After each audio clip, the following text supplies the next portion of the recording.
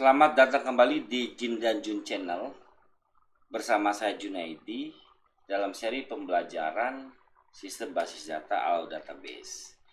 Guys, kali ini kita mau belajar melanjutkan video tutorial sebelumnya, di mana di sana saya menjelaskan tentang jenis-jenis key. Nah, pada video sebelumnya kan saya bahas 3 key guys, oke? Yang pertama itu kandidat key, primary key, dan yang ketiga alternatif key, gitu ya. Kan totalnya dia ada 7 key, oke? Nah, hari ini saya bahas key yang keempat, yaitu super key. Oke, seperti biasa guys, saya tidak merujuk pada teori dan pendapat tertentu. Kalau ada yang sama, berarti kebetulan begitu adanya. Kalau salah, itu berarti penjelasan dari pemahaman saya. Oke, guys, super key itu dilakukan ketika kita tidak bisa menemukan salah satu atribut atau field untuk dijadikan primary key. Gitu. Panjang ya, terlalu teori gitu ya. Oke, kalau itu berarti gini guys, saya coba contohkan ya. Saya lepas dulu ya. Oke, gini. Di sini saya udah siapkan sebuah data lah. Ini ceritanya data mahasiswa teman-teman ya. Oke, data mahasiswa di mana ada informasi field atau atribut. Oke. Nah, ini saya contohin langsung yang namanya atribut field itu ini. Satu kolom ini berarti satu field atau atribut. Berarti ada field nama, field tempat lahir, field tanggal lahir, atribut jenis kelamin, atribut kota tinggal, jenjang, jurusan, dan angkatan. Nah, ini namanya field atau atribut. Oke. Nah, kalau teman-teman baca di sini, datanya itu tidak ada satu field pun yang bisa saya jadikan sebagai primary key gitu, sebagai key. Kenapa? Karena syarat key itu kan harus unik. Artinya unik, tidak berulang. Artinya tidak ada yang punya selain dia, kan begitu. Kalau teman-teman belum paham apa itu unik, teman-teman bisa tonton video saya sebelumnya tentang arti keunikan pada key gitu ya. Nah, kalau teman-teman belum paham primary key, secondary key, sama alternative key, teman-teman juga bisa tonton video saya sebelumnya. Oke, kali ini saya hanya akan bahas super key. Oke, contohnya gini guys, misal teman-teman coba lihat atribut nama atau field nama. Oke, bisa tidak dari nama ini kita buat sebagai primary key? Nggak bisa guys, karena dia tidak unik. Dari mana ngelihat tidak uniknya? Coba lihat, ada Junaidi, nah tuh, Nopi, Pahira, nah itu oke. Dari isinya saja dia berulang, artinya ada yang isinya lebih dari satu. Nah, ketika itu terjadi, maka otomatis nama tidak bisa dijadikan sebagai primary key. Betul ya? Kita coba lihat tempat lahir. Oke, bisa nggak tempat lahir dijadikan sebagai primary key? Nggak bisa juga, karena tuh Yogyakarta aja 2 tuh. Oke, artinya tidak unik. Tanggal lahir bisa nggak? Nggak bisa juga. Yang lahirnya tanggal 1 Januari itu 1990 ada lebih dari satu. Berarti gugur dia menjadi primary key. Jenis kelamin apalagi? Kota tinggal, Tangerang Selatan. Nah tuh, Jakarta Selatan lebih dari satu guys. Berarti kota tinggal pun tidak bisa dijadikan sebagai primary key. Jenjang pendidikan, magister lebih dari satu. Oke, nah berarti jenjang tidak bisa dijadikan sebagai primary key, gitu ya. Jurusan, teknik komputer, sistem informasi lebih dari satu, berarti jurusan pun tidak bisa dijadikan primary key. Angkatan 2020, ada lagi 2020, 19, 2019, nah berarti angkatan tidak bisa dijadikan sebagai primary key. Oke guys, informasi data ini tidak ada satu atribut pun, satu field pun yang bisa kita jadikan sebagai primary key, gitu. Oke, artinya tidak ada key di sini. Tetapi kita pengen menciptakan key gitu tanpa menambahkan field baru.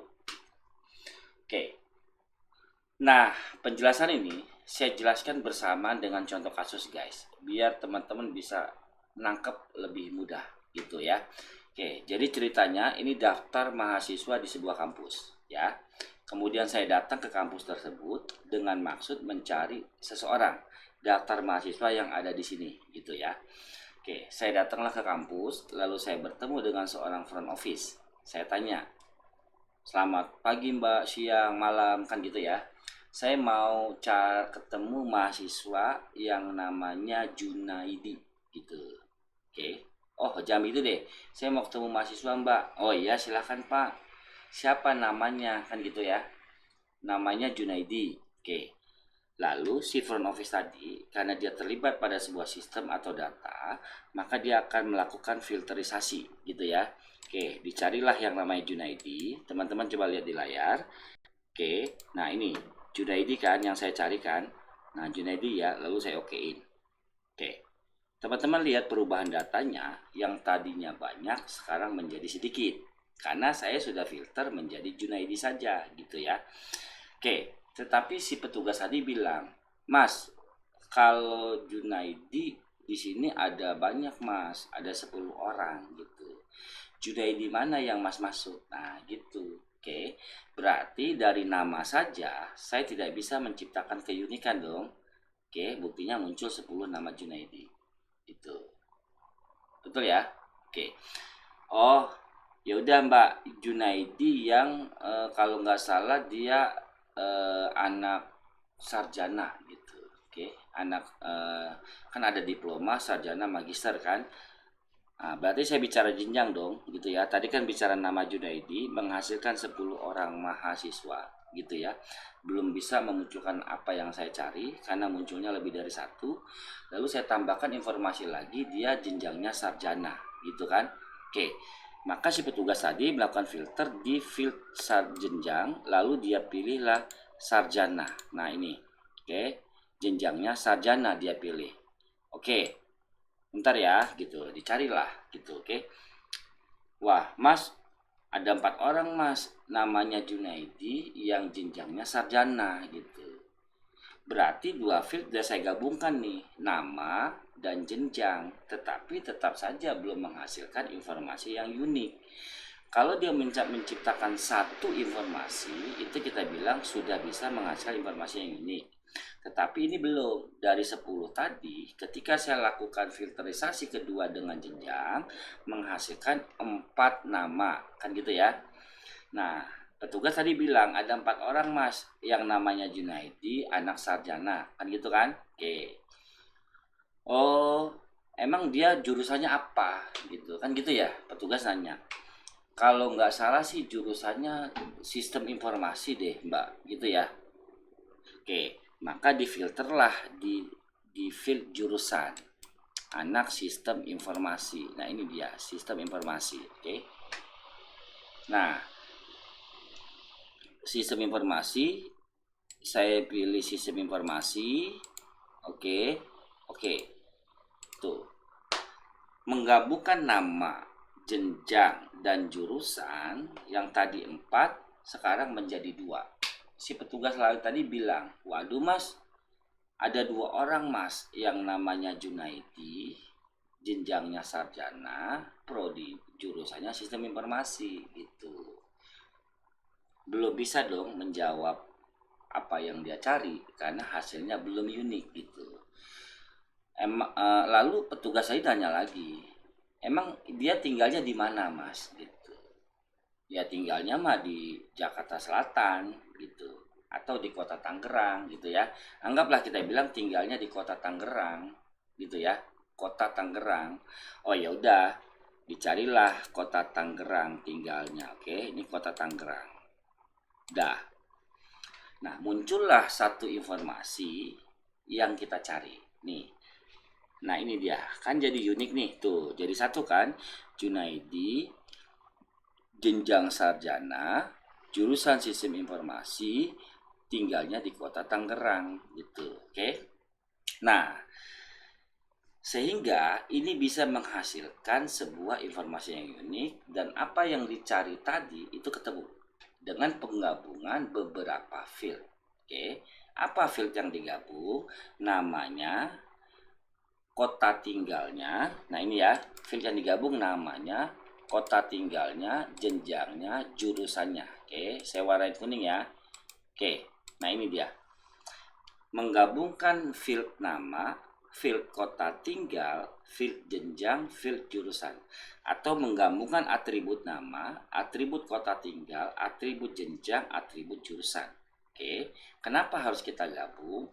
Karena tadi sudah kita bilang tidak ada satu atribut pun yang bisa dijadikan sebagai key, atau tidak ada satu atribut pun yang bisa menghasilkan nilai informasi unik. Sehingga kita harus menggabungkan beberapa atribut yang non-key dengan harapan bisa menghasilkan nilai unik. Oke, nah proses penggabungan beberapa field tadi itulah yang disebut sebagai super key. Itu. Nah, ini namanya super key. Jadi super key itu terdiri dari lebih dari satu field yang bukan key, gitu, oke. Kenapa? Nama bukan key, kota tinggal bukan key, jenjang bukan key, jurusan bukan key. Tetapi keempatnya kita gabung untuk kita jadikan key. Nah, penggabungan 4 atribut ini disebut sebagai super key. Gitu. Paham ya? Oke. Nah, sesederhana itu memahami sebuah super key. Loh, apa bedanya dengan primary key? Beda. Kalau primary key itu satu field itu unik, tidak ada yang punya. Ya, di sini saya nggak ada contohnya. Mungkin kalau saya tambahkan kolom NIM, nomor induk mahasiswa, itu adalah primary key. Karena ketika nomor induk mahasiswanya itu tidak ada mahasiswa lain yang punya. Oke, tetapi dalam hal ini memang saya buat contoh tidak ada primary key, gitu ya. Nah, ketika tidak ada primary key, tapi teman-teman ingin menghasilkan satu key dengan menggabungkan beberapa key, itu disebut sebagai super key. Paham ya? Oke. Berapa jumlah feed yang harus digabung agar menjadi super key? Terserah gitu. Tidak ada ketentuan, tapi yang pasti harus lebih dari satu. Loh, kalau satu gimana? Kalau satu bisa unik itu namanya primary key gitu. Nah, super key itu lebih dari satu field. Nah, contoh nih, contoh berikutnya. Ini saya coba lepas ya. Saya coba lepas, oke. Saya menggabungkan apa ya? Saya menggabungkan kota tinggal ya. Oke. Misal si petugas, kita datang lagi ke petugas tadi, saya bilang saya mau cari orang yang namanya Novi gitu ya, Novi. Oke. Ya udah, saya carilah namanya Novi. Oke. Nah, petugas bilang, wah mas ada 4 Novi mas di kampus ini. Novi yang mana mas? Gitu. Dia langsung bertanya, Novi yang tinggalnya di Jakarta mbak. Jakarta. Oke. Ya udah, kota tinggalnya di Jakarta. Nah, kota tinggal Jakarta kan ada Jakarta Selatan, Jakarta Utara. Oke, kita filter nih. 2 filter. Oke. Waduh, ada 3 orang mas. Yang di Jakarta apa? Oke. Nah, kalau teman-teman pakai kota tinggal, maka ada kemungkinan dia belum unik nih ceritanya. Oke. Kalau dia pilih Jakarta Utara, pasti hasilnya 2. Betul ya? Novi kan ada 3, yang di Jakarta Utara ada 2. Lalu dia langsung bilang yang tinggalnya di Jakarta Utara lah gitu. Oke, Jakarta Utara. Nah, 2 dong. Oke, berarti menggabungkan field nama kota tinggal. Oke. Ada 2 mas, yang kota tinggal Jakarta Utara. Yang anak jurusan apa? Anak jurusan TI kalau nggak salah gitu ya. Teknik informatika, ya udah pilih teknik informatika gitu ya. Sehingga 2 nih. Oke. Nah, sudah ketemu gitu.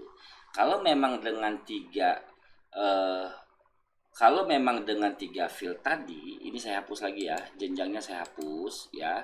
Oke, berarti dengan 3 field, dengan nama, kota tinggal, jurusan, berhasil menciptakan informasi yang unik, berarti ya udah super key-nya yaitu nama digabung dengan kota tinggal, digabung dengan jurusan gitu. Jadi super key itu penggabungan beberapa field yang bukan key menjadi key gitu. Oke. Nah, itulah yang disebut super key. Beda dengan primary key. Oke. Teman-teman, sampai video kali ini berarti teman-teman sudah belajar 4 key. Oke. Kandidat key, primary key, alternative key, dan super key. Oke.